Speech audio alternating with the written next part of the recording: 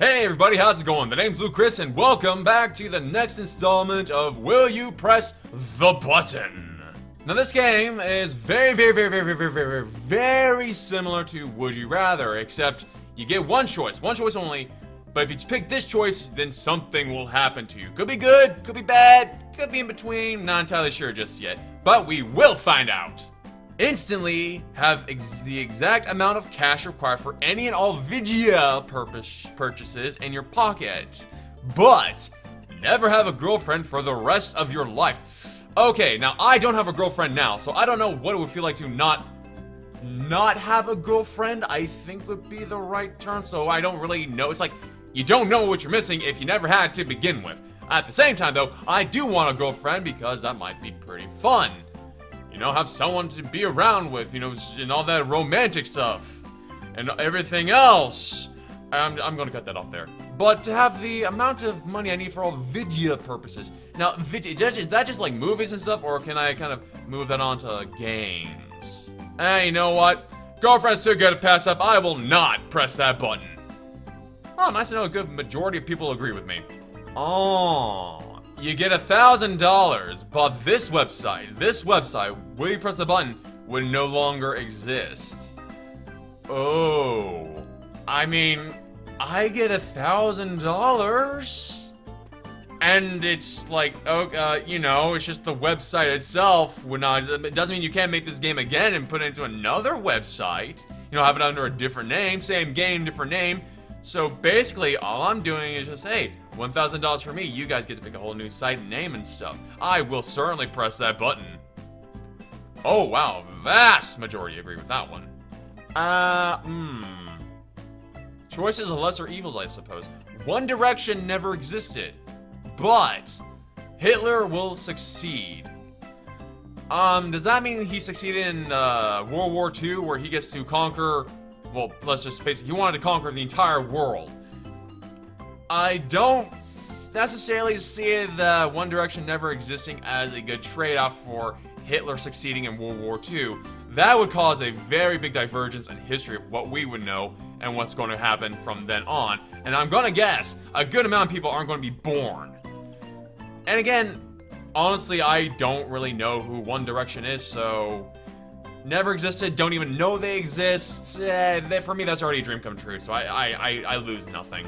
So I will press that button. Oh, no! I meant no!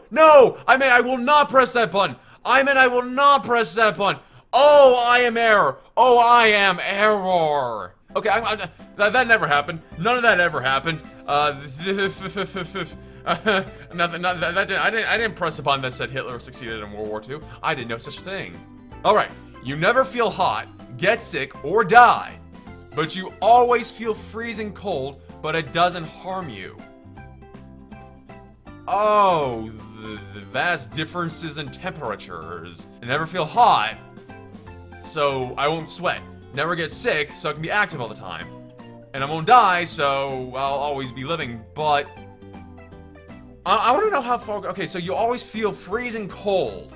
It doesn't harm you, but you feel the cold. Like, you feel the cold, but does it like that biting sensation from the cold, does that still happen? Or is that just, again, not a part of the deal because it doesn't harm you? Or are we just saying that harm is extended to freezing you to death or frostbite?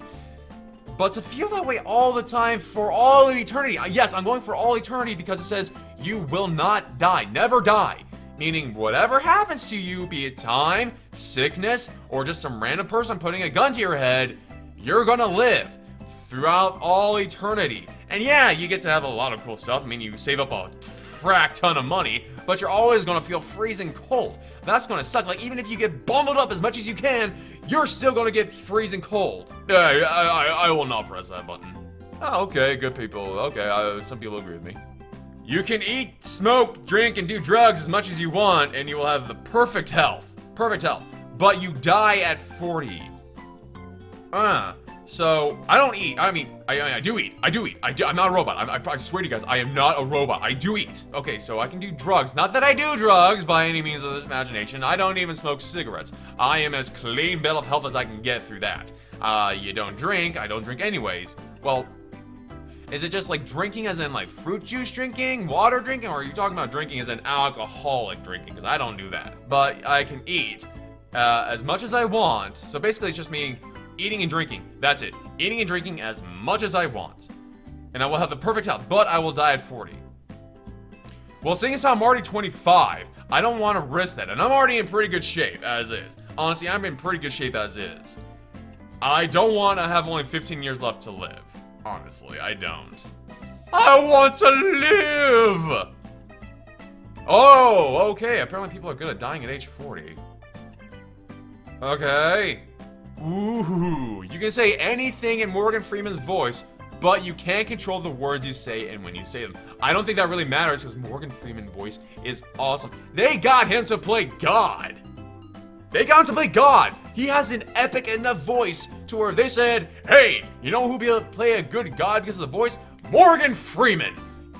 I'll press that button. I don't care what comes out of my mouth afterwards. I want more. I would like to use Morgan Freeman's voice whenever I can. Oh, okay. All right. Oh, okay. You become the most handsome man on earth. I like the sound of that. But you revert back to your normal self at midnight and stay that way until 6 in the morning. If you are seen by anyone during this time, you will become the world's most hideous monster for eternity. That's quite a clause to put in the contract there. Okay, let's see. One hand, I become absolutely stunning in my brilliant handsomeness. On the other hand, I cannot be afforded to be seen by anyone for 6 straight hours from midnight to 6 a.m. Granted, no one's really up around at that time. But there could always be that 1 in a million chance that someone sees me, and I become a hideous monster for all eternity. I become the beast. Honestly, I think it might be worth it. I mean, if you're careful enough, if you know people's routines, if you just go like straight home after like say, I don't know, 11:30 or whatever, you're in the clear by then. You just, bunker down, lock your door, and just wait out 6 hours. That's not too hard. Yeah, I'll press that button. Okay, apparently the risk is too big for some people. Risk is too big for some people. You are immortal, omniscient, and have telekinetic powers. But you cannot believe in a god or religion. Okay, that opens up so many debates. I mean, some people argue that if you are omnipotent, if you are all-knowing, does that not technically make you a god? And if you're immortal, you're all-knowing, and you live throughout eternity, you have telekinetic powers too. That's gonna be pretty awesome. And telekinetic is a wide range. But if you're omniscient, you are all... Or is that all-knowing? Is it all-seeing or omnipotent? Omnipotent. Is omnipotent all-seeing, or is omnipotent all-knowing? Or is omniscient all-seeing or all-knowing? Either way, you pretty much know everything. You see everything, you see the past and the future. You know everything, you know the past, the future, and whatever is going on in between. So, but you cannot believe in God or religion. That's gonna open up so many floodgates, but to be immortal, omniscient, and have telekinetic powers, would that not technically make you something of a deity? I mean, I've heard of like, I've been through a lot of mythology, and I've seen like minor gods that have less ability than that. Yes? Okay, vast majority. Although now I don't feel as special anymore. Oh, you can supercharge either your vision or your hearing, but you will lose the other senses completely. Total sensory deprivation by your ears, your taste, your smell, your sight, your touch. Oh, wow. So you can either have supervision, which I'm gonna assume you can see vast distances, maybe through metals, maybe through lead too. Beat Superman out on that. Or you can have super hearing, hear everything going around you. But you lose the other senses. So let's say you pick hearing. You can hear only. You can't touch. You can't taste. You can't see. You can't smell. Nada. None of that. You can just hear. That would, other than hearing, that's like total sensory deprivation.